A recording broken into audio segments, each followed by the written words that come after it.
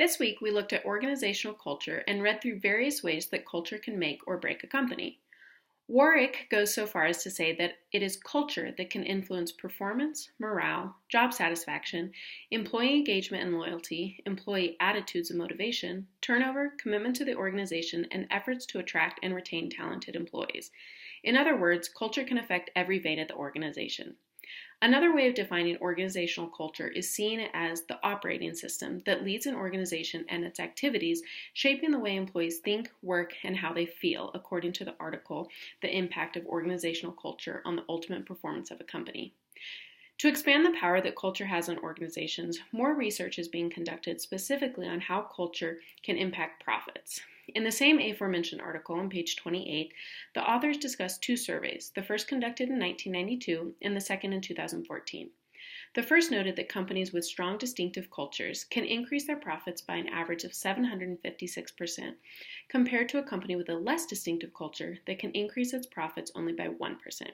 The second survey showed that 72% of organizational members rate culture as being extremely important for organizational performance. Thus, culture matters. For the next few minutes, I will be describing 4 companies who demonstrate what we might consider good cultures as tied to their global presence, profitability, brand recognition, and overall effectiveness.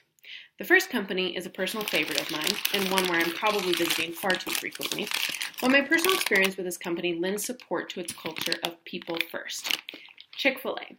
Chick-fil-A is a company of 10,000 plus employees and is a company that Cruz, in his Forbes article, described as one with an enduring culture that values people above everything else, paragraph 1.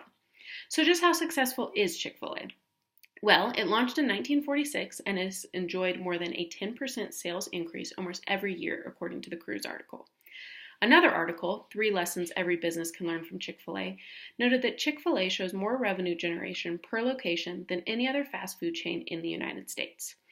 The website Glassdoor.com reported more than $10 billion in revenue in 2018. And finally, according to Chick-fil-A's online news platform, The Chicken Wire, an additional standout cultural characteristic of Chick-fil-A is its 96% staff retention rate. Chick-fil-A's people-centered culture permeates everything. As quoted by Cruz, it's understood that every single person who walks through the doors of a Chick-fil-A can expect to be treated with honor, dignity, and respect. Chick-fil-A employees have helped Chick-fil-A become known for its second-mile service and delivering the signature response of, "It's my pleasure." Another brand impact of the company culture is its being closed on Sundays.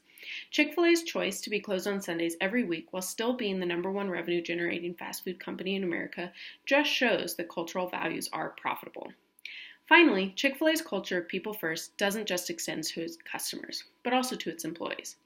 Chick-fil-A values staff investment. According to the article posted on the Chicken Wire, 3 Tips to Creating a Compelling Culture from a Chick-fil-A Executive, it discusses ways that the company invests in its staff.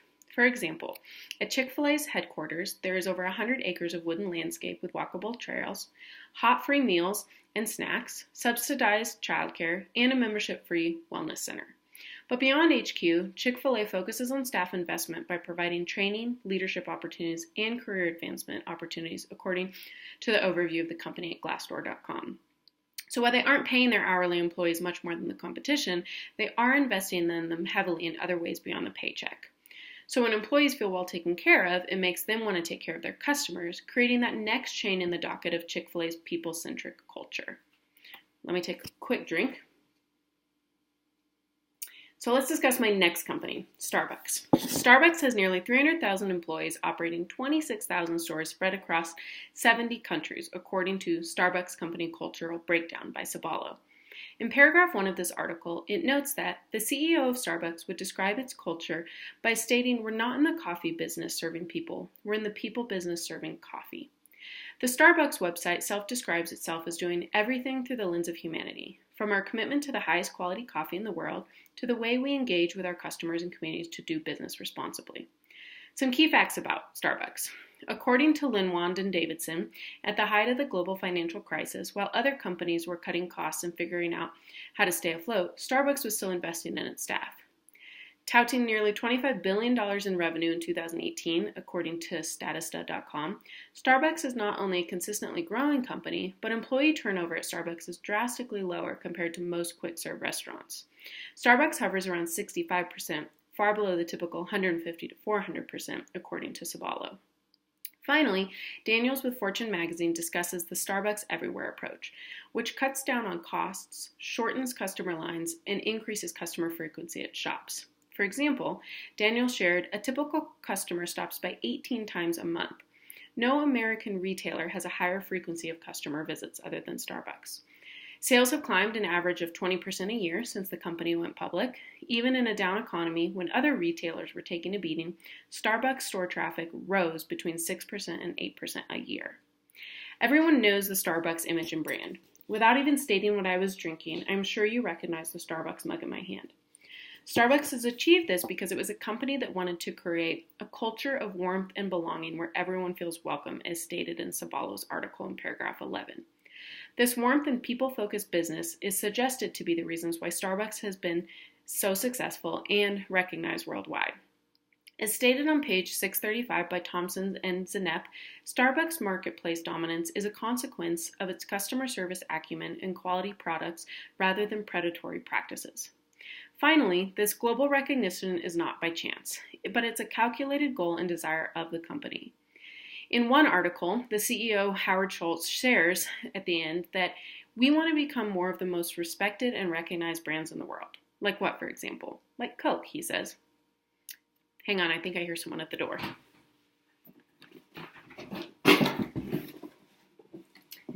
Actually, it was just my Amazon package, which is so great because I just ordered this 2 days ago. I can't wait to open it.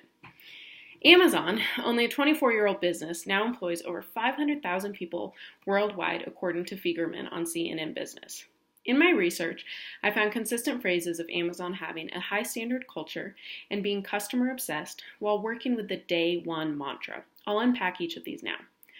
First, according to Yon, Amazon fosters a performance-driven environment that fires up employees to innovate in pursuit of an outstanding, continuously improving customer experience. While being highly performance-driven and constantly seeking excellence, they do this because of their second cultural attribute of being customer-obsessed. Within Yon's article, she shares that Amazon employees are singularly focused on one thing: excellence on behalf of the customer.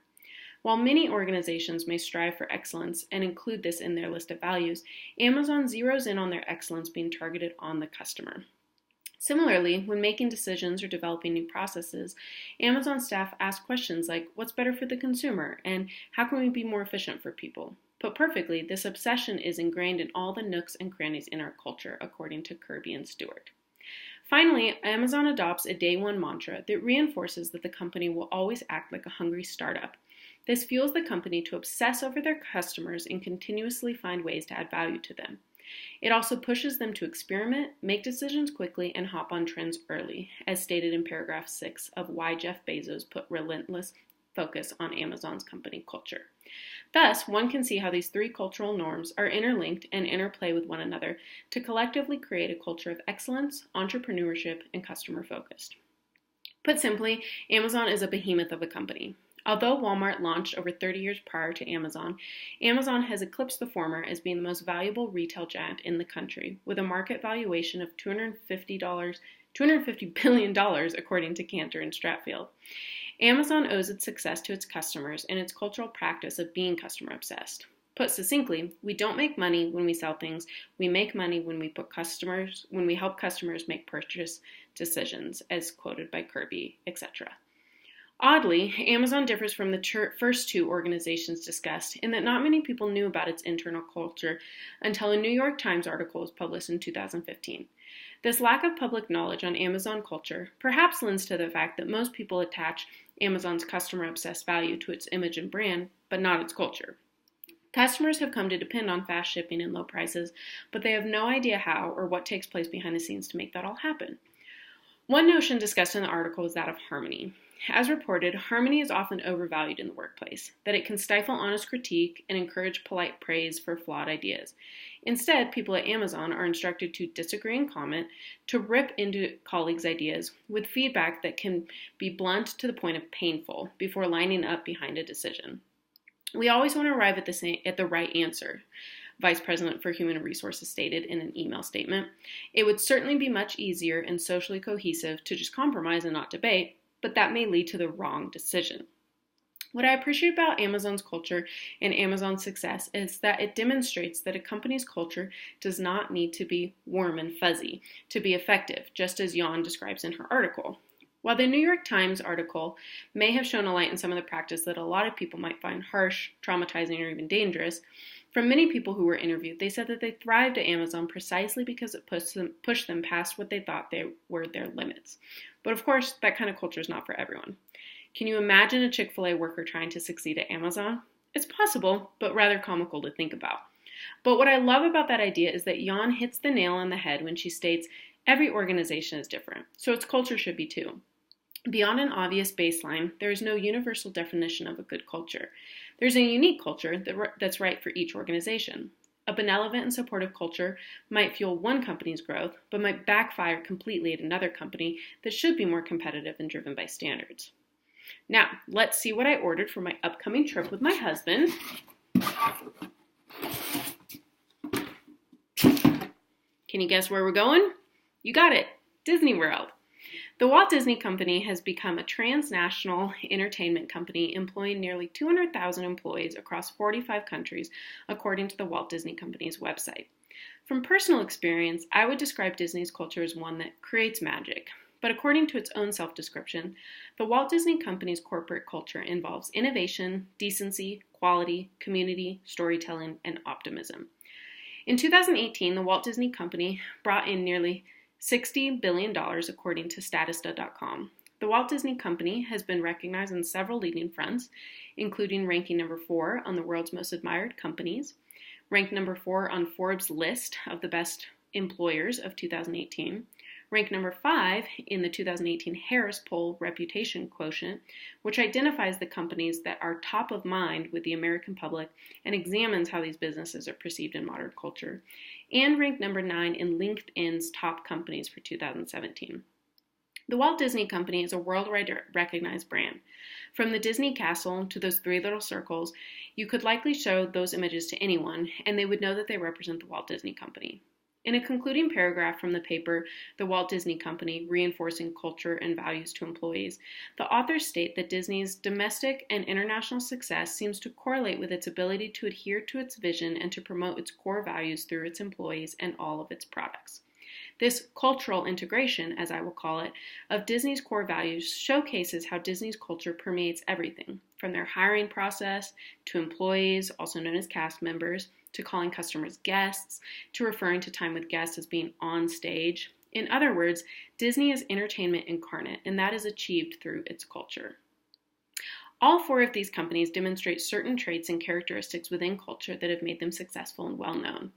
From Chick-fil-A's signature "It's my pleasure" statement, to Starbucks' investment in all its employees, even part-time ones, to Amazon's perhaps cutthroat yet customer-obsessed culture, and finally to Disney's magical culture where everything tells a story, these companies show how culture owns the power over strategy, people often choose to work and stay at a company because of its culture, having a strong culture will have a significant influence on the behaviors and practices of employees, and a clear understanding of a company's cultural values and norms is indicative of a strong culture, and how the power of symbols, ceremonies, socialization, and stories are used to reinforce culture.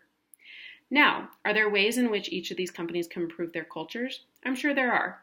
Just as Warwick advises on page 403 of his article, it would be wise for organizations to assess their culture at least on an annual basis.